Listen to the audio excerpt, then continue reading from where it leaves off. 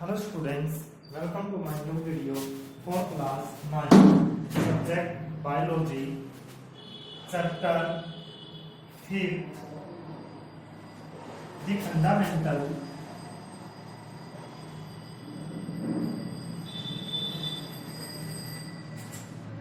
unit of life.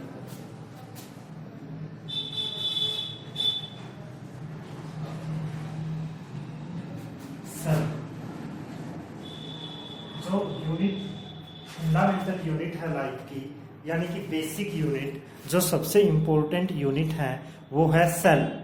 तो हम इस वीडियो के अंदर सेल के बारे में पढ़ेंगे। जैसा कि लास्ट वीडियो के अंदर हमने सेल के बारे में पढ़ा, तो आज हम पढ़ते हैं डिस्कवरी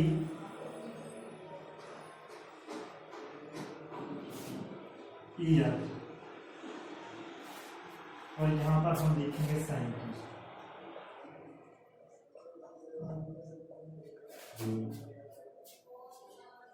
जैसे कि डेड सेल, सबसे पहले सेल की डिस्कवरी 1665 के अंदर की गई थी, रॉबर्ट हुक नाम के साइंटिस्ट ने की। यानी कि सेल क्या होती है? जीवित चीजों की, जीवित ऑर्गेनिज्म का सबसे छोटा टुकड़ा, जिनसे उनकी बॉडी बनी होती है। और फर्स्ट लिविंग सेल 1674 के अंदर ल्यू वैन होक नाम के साइंटिस्ट ने, ल्यू वैन होक नाम के साइंटिस्ट ने।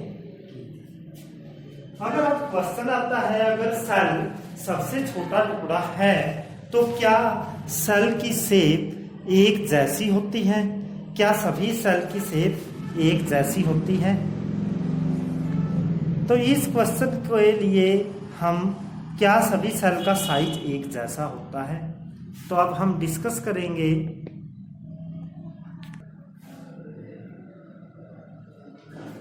अगर अब हम बात करते हैं साइज ऑफ सेल, क्या सभी सेल का साइज एक जैसा होता है? All cells do not have same size, सभी सेल का सेम साइज नहीं होता। साइज ऑफ सेल डिपेंड, किसके ऊपर डिपेंड करता है? Size of cell depend upon function of cell, कि सेल क्या काम करती है, फंक्शन ऑफ सेल के ऊपर डिपेंड करता है। यानी कि काम के आधार के ऊपर सेल का साइज डिपेंड करता है। कुछ सेल ऐसी होती हैं जो बहुत छोटी होंगी, जिनको हम naked eye के बगैर देख नहीं सकते। Some cell are very small, कुछ सेल बहुत छोटी होती हैं। Some cell are very small, can not be seen without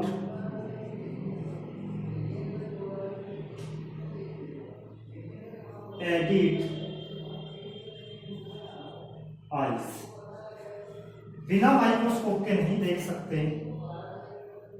इसका एग्जांपल है माइकोप्लाज्म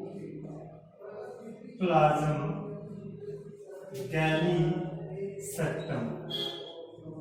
माइकोप्लाज्म गैलीसेप्टम एक सबसे छोटी सेल का एग्जांपल है, जिसको हम नेक्ड आई से नहीं देख सकते। Some cell are very large, और कुछ सेल बहुत बड़ी हो सकती हैं। आज जो अवेलेबल है सेल इस संसार में, उनमें सबसे बड़ी सेल का एग्जांपल है ऑस्ट्रिच एग। ऑस्ट्रिच एग सबसे बड़ी सेल का एग्जांपल है, ऑस्ट्रिच एग। ये शत्रुन ग्रुप का अंडा होता है। अंडा अपने आप में एक सेल होती है, जो सबसे बड़ी सेल का एग्जांपल है, जो अब प्रेजेंट है, ऑस्ट्रिच। अब क्वेश्चन राइज होता है, do all the cells have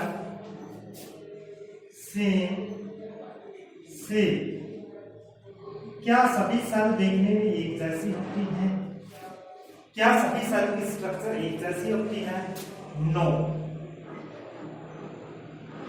all cells do not have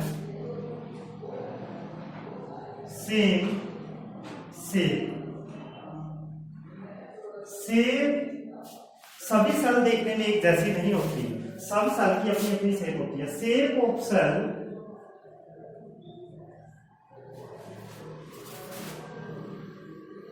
depend upon function. Cell की शेप उसके काम के आधार पर डिपेंड करती है। जैसे कि हम यहाँ पर किसी सेल का एग्जांपल लेंगे, फिर उसकी यहाँ पर हम शेप बताएंगे कि कैसी होती है। सबसे पहले हम डिस्कस करते हैं ओवम। ये फीमेल की रिप्रोडक्टिव सेल है। इसकी शेप स्फेरिकल होती है। स्फेरिकल मतलब बाल जैसी, गेंद खेलने वाला। अगर हम इसका डायग्राम ड्रॉ करें ऐसे गोल, फिर आती है स्पर्म सेल। जो स्पर्म की सेल होती है वो क्या होती है? इलोंगेटेड होती है, नोक विद थ्रेड। हम बोल सकते हैं नोक विद थ्रेड। स्पर्म क्या होता है? मेल की रिप्रोडक्टिव सेल है। इसका डायग्राम बनता है ऐसे, जैसे ये सेल हो गई, ये इसके पीछे क्या हो गई? नोक विद थ्रेड। ये थ्रेड हो गया, ये इसकी नोक। फिर इसके बाद आती है फैट सेल। फैट सेल कैसी होती है? इलेप्टिकल शेप की होती है। इलिप्टिकल। इलेप्टिकल कैसी होती है? अंडे जैसी शेप, ऐसे लंबी से, जैसे ये होती है ना, इलेप्टिकल शेप होती है। ये फैट सेल का एग्जांपल है। Bone cell. बोन सेल कैसी होती है? इसकी शेप स्टार जैसी होती है, स्टार शेप। स्टार शेप कैसी होती है? ये सितारे जैसी होती है, ऐसे बोल सकते हैं। या फिर हम इसको कैसे ड्रॉ कर सकते हैं? अगर ऐसे नहीं ड्रॉ करनी तो हम ऐसे स्टार जैसी शेप। फिर आगे हमारे पास क्या आती है? Nerve cell. ये सबसे लंबी सेल का एग्जांपल है। ये क्या होती है? इलोंगेटेड, सबसे लंबी सेल है। इलोंगेटेड के अंदर क्या आएगा? यहां पर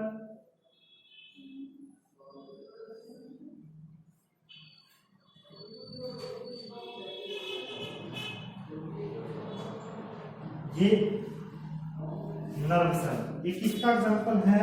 ओवम। ये किसका एग्जांपल है? ये तो कौन सी सेल है? स्पर्म। ये कौन सी है? Fat cell.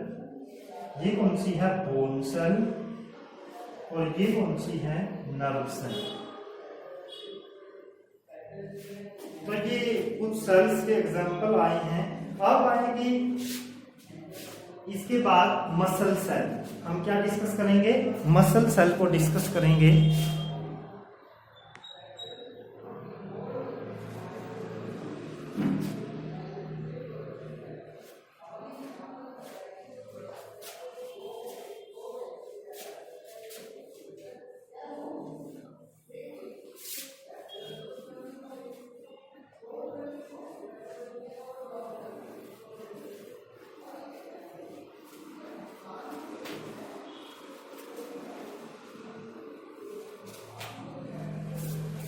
अब हम डिस्कस करेंगे मसल सेल।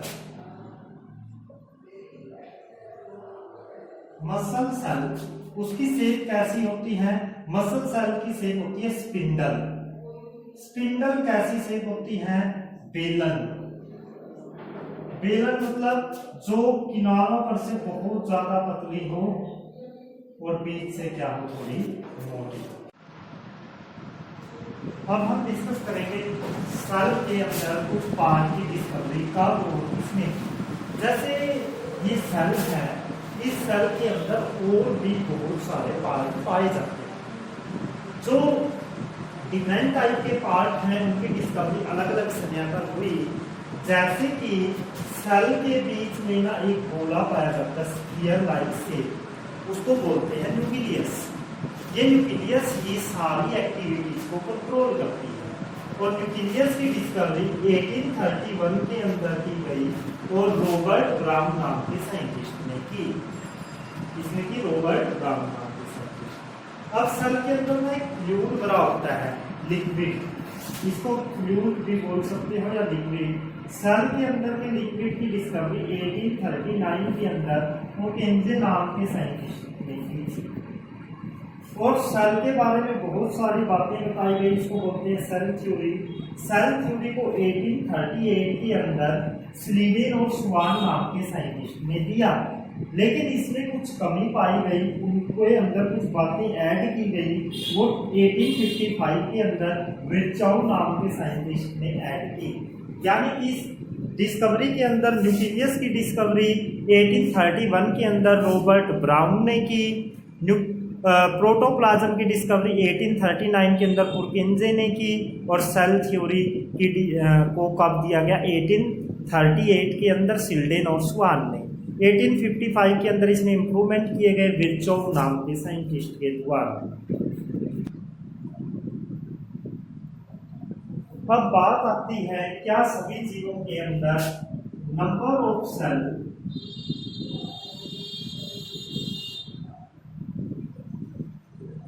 क्या सभी जीवों के अंदर सेल की संख्या सेम होगी? अगर हम एग्जांपल लेते हैं elephant,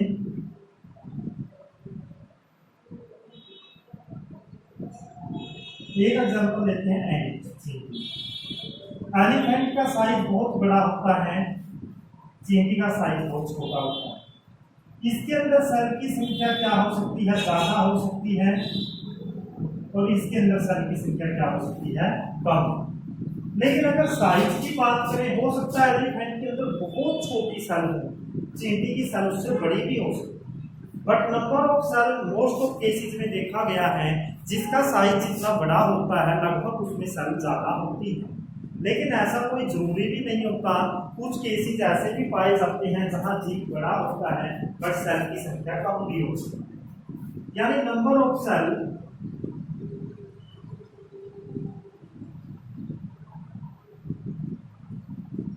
is number of cell are not same in all organisms। सभी जीवों के अंदर सेल की संख्या सेम नहीं है। एलिफेंट का साइज बड़ा है, ऑब्वियस इसके अंदर ज्यादा सेल की संख्या होगी।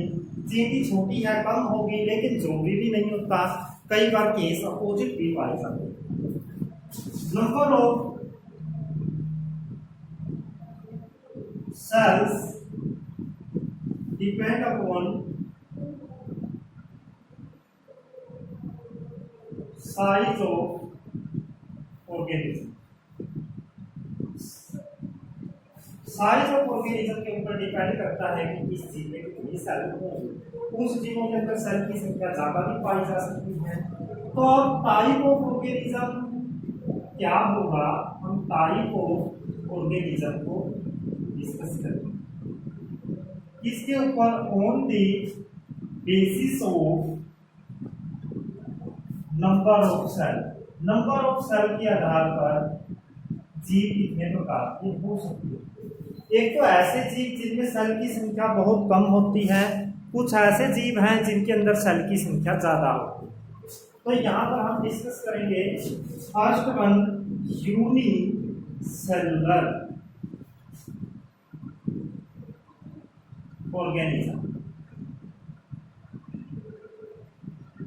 यूनि मतलब वन, ऐसे जीव जिनमें केवल एक ही सेल होती है, उसके सारे प्रोसेस वो अकेली सेल करे।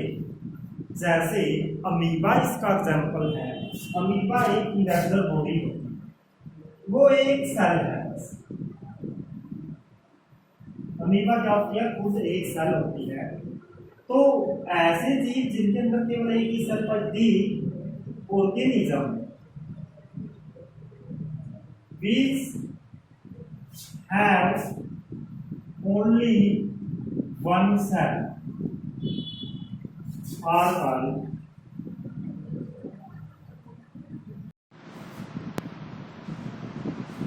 यानी कि यूनिसेलुलर ऑर्गेनिज्म, यूनि मतलब one, the organism which have only one cell, ऐसे ऑर्गेनिज्म जिसमें केवल एक ही सेल होती है, पूरी की पूरी बॉडी केवल एक सेल से बनी होती है, उनको बोला जाता है यूनिसेलुलर ऑर्गेनिज्म। यानी ऐसे जीवों में सारी की सारी एक्टिविटी एक ही सेल के द्वारा की जाती है, सारी की सारी एक्टिविटी किसके द्वारा की जाती है, केवल एक सेल के द्वारा। ऐसे जीवों को बोला जाता है यूनिसेलुलर ऑर्गेनिज्म। इसके अलावा कुछ जीव ऐसे होते हैं जिनमें एक से ज्यादा सेल्स होती हैं, उनको बोला जाता है multi cellular organism. The organisms which have many cells, ऐसे ऑर्गेनिज्म जिनके अंदर एक से ज्यादा सेल्स होती हैं, उनको बोला जाता है मल्टी सेलुलर ऑर्गेनिज्म।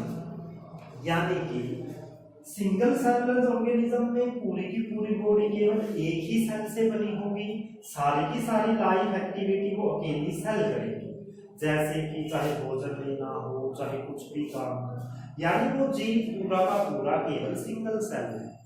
लेकिन जैसे काऊ, डॉग, एलिफेंट, ह्यूमन, ऐसे जीवों के अंदर डिफरेंट टाइप के वर्क होते हैं, खाना खाना, पचाना आदि।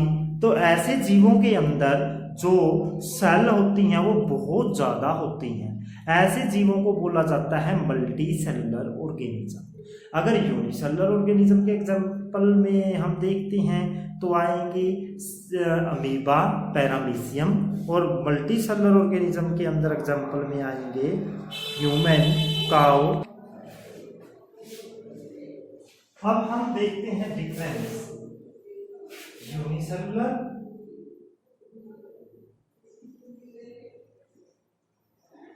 और multi cellular organism.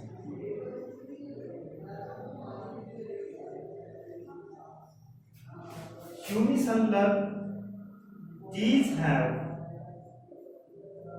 only one cell। इसके अंदर लिखेंगे these have many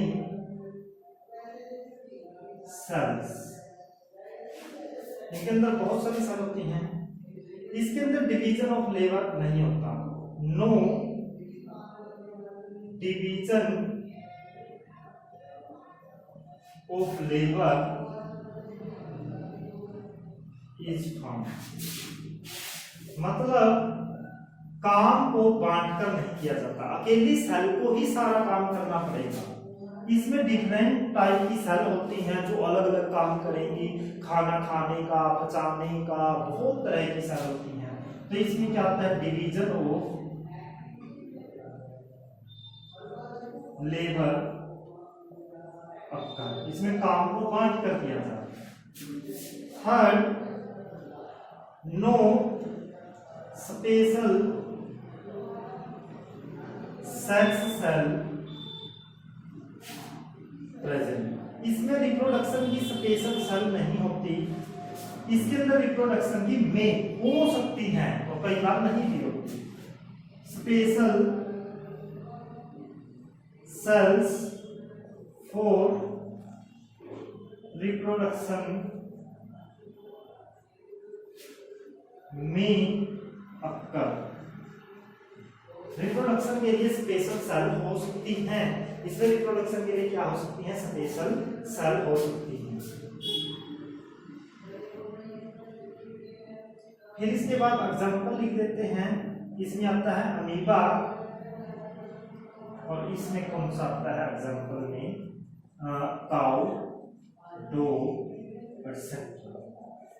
यानी कि इसमें केवल एक सेल पाई जाती है, मतलब वन। इसमें बहुत सारी सेल पाई जाती है। अब एक सेल है तो वो अकेले काम करेगी, तो no division of labour occur, इसमें डिवीजन ऑफ लेबर अक्कर। इसमें कोई स्पेशल सेक्स सेल नहीं होती जिससे रिप्रोडक्शन हो। इसमें हो सकती है कि सेक्स सेल प्रेजेंट हो। इसका एग्जांपल है अमीबा और इसका एग्जांपल है काऊ एंड डॉग, एलिफेंट, एटसेट्रा।